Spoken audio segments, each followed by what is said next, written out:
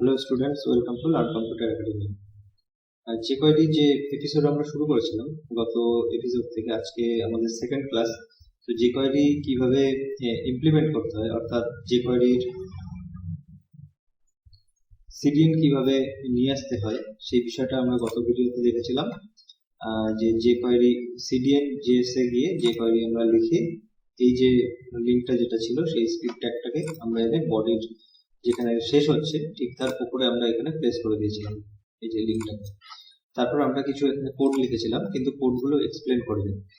আর এখানে একটা বাটন আছে আর একটা প্যারাগ্রাফ আছে আমরা যেটা এখানে লিখেছি।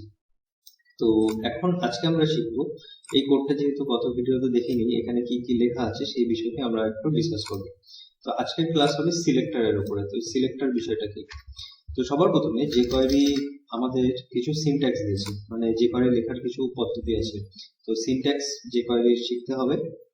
সিনট্যাক্স মানে গ্রামার, jQuery লেখার একটা পদ্ধতি আছে।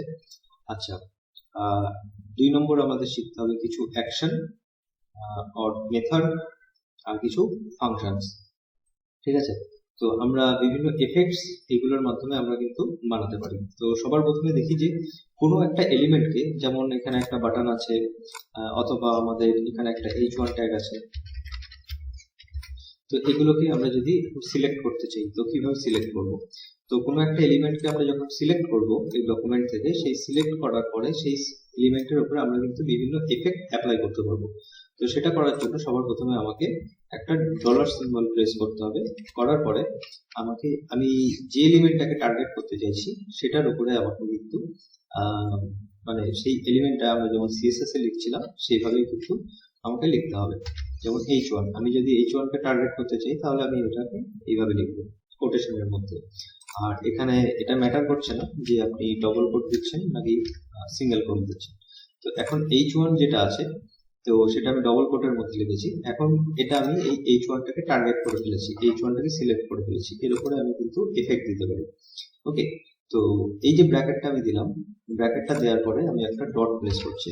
ডট দেওয়ার পরে এখানে হয়তো খেয়াল করে দেখছেন যে এখানে বিভিন্ন ধরনের আপনার কিন্তু মেথডস রয়েছে। তো আমরা দেখবো একে একে। তো সবার প্রথমে আমি কি করছি যে আমি যখনই পেজটাকে রিফ্রেশ করব এই H1টা যেন হাইড হয়ে যায়। তো সেই এফেক্ট আমরা কিভাবে পেতে পারি?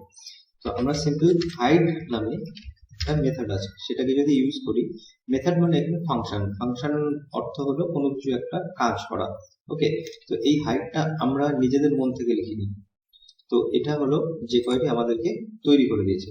তো এখন এইভাবে যদি আমরা লিখি, মানে হাইড লেখার পরে একটা ব্র্যাকেট ওপেন ক্লোজ এইভাবে যদি লিখি, তারপরে আমি যদি এখন এটাকে সেভ করার পরে আমি রিফ্রেশ করি, তাহলে দেখবেন H1টা হাইড হয়ে গেছে। একই রকম ভাবে আমি যদি প্যারাগ্রাফটাকে হাইড করতে চাই, তাহলে আমি এবার সিঙ্গেল কোট ইউজ করছি প্যারাগ্রাফ, আমি ডবল কোটও ইউজ করতে পারতাম, একই রকম এফেক্ট পেতাম। আমি এটাকে যদি হাইড করতে চাই তাহলে আমাকে এভাবে লিখতে হবে। আর চেষ্টা করবেন শেষে একটা সেমিকোলন প্লেস করা।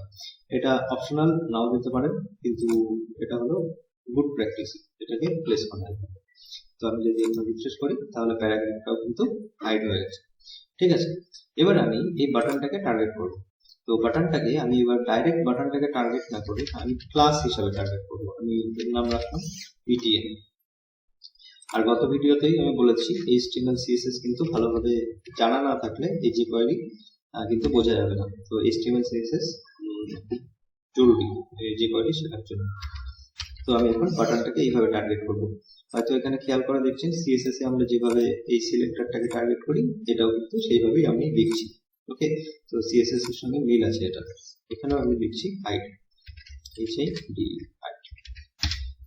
এখন যদি আমি এটাকে সেভ করি, সেভ করে রিফ্রেশ করি, তাহলে আমাদের বাটনটাও হাইড হয়ে যাবে। ওকে, এখন এই হাইডের অপোজিট আরেকটা মেথড আছে, সেটা কি?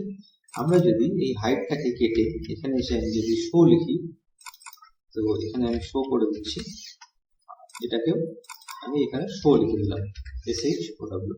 একই রকম হাইডের অপোজিট শো। এবার যদি আমি রিফ্রেশ করি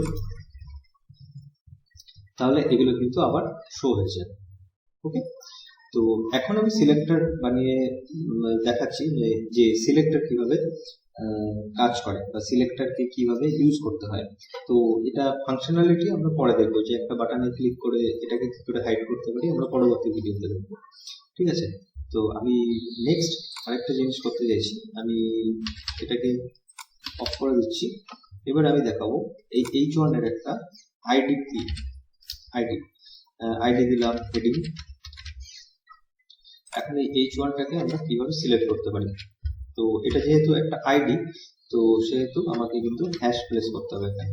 আর যে নামটা আমি ওখানে দিয়েছিলাম সেই হেডিং ডট, এটাকে আমি হাইড দিচ্ছি। কিন্তু এবার আমি একটা নতুন জিনিস এখানে অ্যাড করব এই ব্র্যাকেটের মধ্যে। এই ব্র্যাকেটের মধ্যে আমরা কিছু নাম্বার এইভাবে প্লেস করতে পারি। ওকে, তো এই নাম্বারটা হলো মিলি সেকেন্ডে। আমি 1000 লিখেছি, এর অর্থ হলো 1 সেকেন্ড। আমি যদি এখানে 2000 লিখতাম তাহলে এটা কত হতো, 2 সেকেন্ড। তো এই যে এলিমেন্টটা আছে, এই এলিমেন্টটা কিন্তু হাইড হয়ে যাবে 2 সেকেন্ড পর, আমি যখন ব্রাউজারটা রিফ্রেশ করব তারপর। তো দেখতে পেলেন, এভাবে কিন্তু আমরা যে কোনো এলিমেন্টকে যদি স্লো মোশনে হাইড করতে চাই তাহলে সেটা করতে পারবো।